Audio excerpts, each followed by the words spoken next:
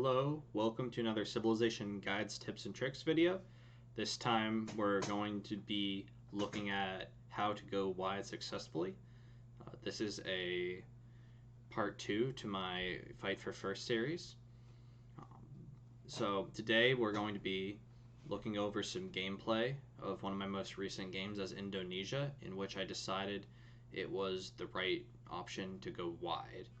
And I'm going to show you some in-depth strategy and execution on this. So let's just look at the first clip I'm going to show.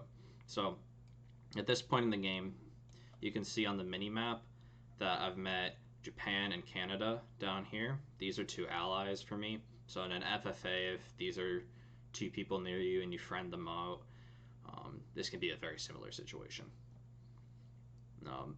I'm exploring north with my warrior, and I have a scout over here to my east that's exploring, but it already knows that there's city-states over here that are protecting me. So I'm pretty safe on this side.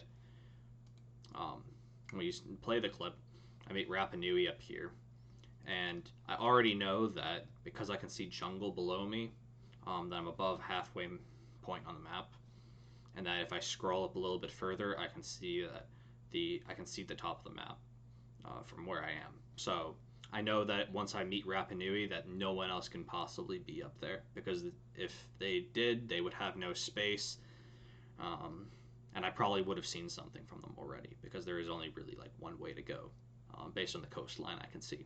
So I assess that the situation is that I don't have anyone nearby me.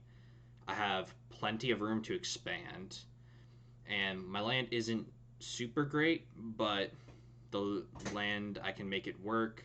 I can improve it a little bit, and with a nice city count, I can get to the late game. So that's when I decide to go for the wide strategy. So now we're going to go into the future a little bit. We're gonna go around here. This is when I'm starting to expand out. I have my first two expands here. I took religious settlements and built an early settler, and now I have two districts out here. So right here you can see that I'm getting workers out and of my capital, and I'm producing monuments in both my second expands, my new expands. You want to always get monuments out first, because they're very crucial for grabbing up new tiles and working for you while you're doing other things like getting more settlers out. I do a trader in Majapahit because I want to be able to get to places like Rapa Nui much quicker and get along this shoreline for more settles. Basically, every time you can save movement on a settler with a road tile, that trader has just paid itself off in the amount of turns of production you've put into it. So if you can ever do the math and see like, oh, I can move 1, 2, and this is saving a turn. Maybe up here saving another turn. Just save 2 turns in moving up here, and that is worth the trader. It's also important that you want to trade route a CS or city state that you want to kill early in the game.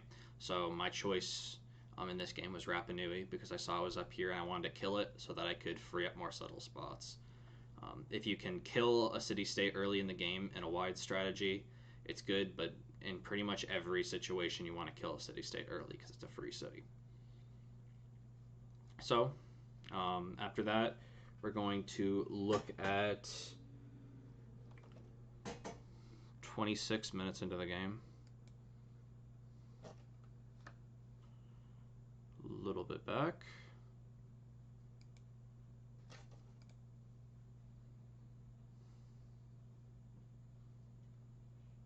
And you're going to see that I put on the 50% settler card. And now you can see that I'm pumping out settlers in all 3 of my cities. So why would I do that? Don't I need to build up these cities?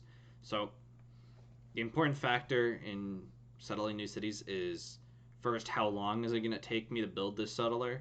And 2, how long do I have to move this settler to plant the city? So when you're going wide, you're trying to do some math about how long both of those end up taking in order to then plant the city and then start getting yields off of it. So in Majafit, I'm planning to move up this new road that it's close to and it can take advantage of and get up the coastline. In Palembang, I want to move a settler towards this turtle and this hill over here to plant a nice harbor and get a good campus as Indonesia. And this city is really nicely positioned for that. It only takes 1, 2, and then 3 turns to plant, which is the minimum amount of time it takes to plant a city. For turn 8, I'm planning on settling right here, and it can also get there in 1, 2, 3, 4, 5. It's probably the longest of all of them, but I also want to make sure I'm making use of my early cards as much as possible. And when I don't have any other buildings I want to construct in turn 8, I would much rather start working on a settler that takes a long time than a builder, because I can't improve a camp here for any meaningful yields. My fishing boats won't be super strong because there's pearls. They're not very good yields. Planting a plantation on this die would not provide good yields. I just have good base yields. So that's why I chose settler. So in a wide strategy, trying to get as many settlers out as quickly is obviously the point. So now we're going to look a little bit further. Got into like minute 36.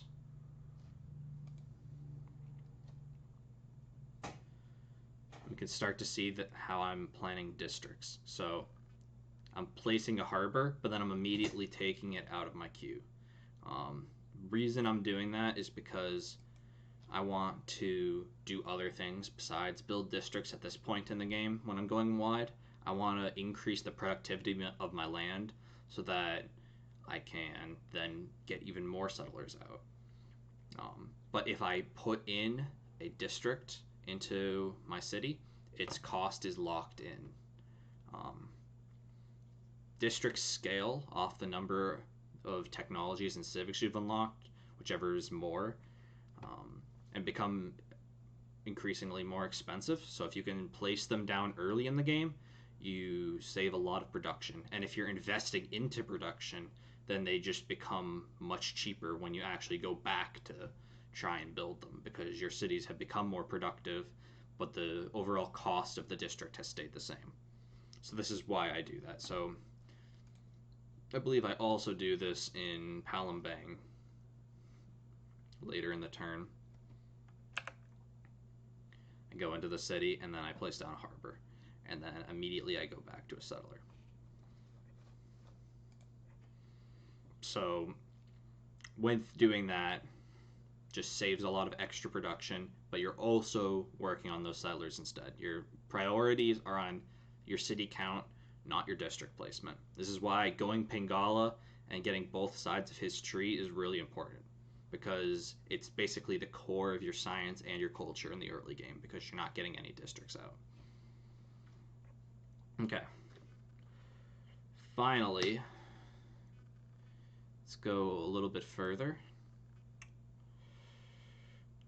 You can see that I've now explored up with this warrior, and I've concluded that this is the amount of land I have. I'm not going to go and settle this tundra. So when you're going wide, you want to think about how many cities you're going to settle. So in this scenario, I just plan out how many I'm going to get after I raise Rapa Nui, because Rapa Nui is taking a lot of the settles and it's not on fresh water. So I don't want this city. I want to take this other CS that's over here. So then you just count out 4 spaces from every city you have. 5 is okay, but you probably want to keep it to 4, just to maximize your city count. But if the city is not good, you shouldn't plant it. So I'm going to plant a city on the copper that's over here, on the cattle, on this tundra hill, on this stone, and right on this lake. And this creates a nice 5 city amount that I want. over in this area, and then also allows me to utilize all this land between those 5 cities. And you want to make sure you know how many cities you can feasibly get in your wide setup, so that you can plan around the timings of putting on the settler card. Because you don't want the settler card on for very long after the early game. After you're done your initial spread, you want to then get into building some builders, um, getting up a few horsemen to kill a city state, and then you want to get more settlers. So